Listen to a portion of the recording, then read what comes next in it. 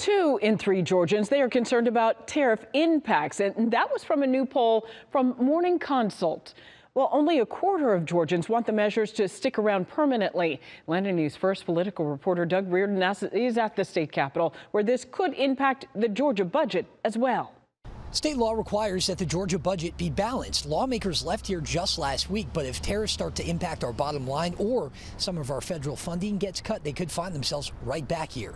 Like many American households lately, Georgia lawmakers had a moment of uncertainty last week. State Representative Scott Holcomb stood up just before the House passed the state budget and asked this of Budget Chairman Matt Hatchett. The probability of a recession now is quite high because of the recently imposed tariffs. How comfortable are you with the probability that the revenue estimates that make this budget will hold throughout the year? And I don't think anybody in here would have.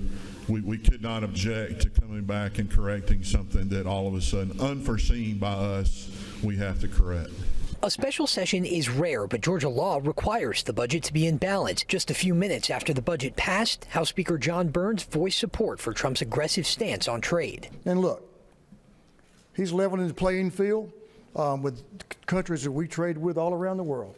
We need to be treated equitably in those countries. A new poll from Morning Consult shows 2 in 3 Georgians are concerned about tariff impacts. Over half have cut back on spending or big purchases, and only a quarter of Georgians want the tariffs to stick around permanently. Tucker Balch, a finance professor at Emory University, says the most likely impact will be at the grocery store. Fresher items are needed more frequently. In the case of things that can be stored, cars, appliances, electronic equipment, and so on, we have sort of a backlog of those in some sense. We can't have a backlog for groceries. And one more takeaway from this survey as we get closer to the 2026 midterms, over half of voters polled said that they would support a candidate for Congress who does not support new tariffs. That included 1/3 of GOP voters who were surveyed.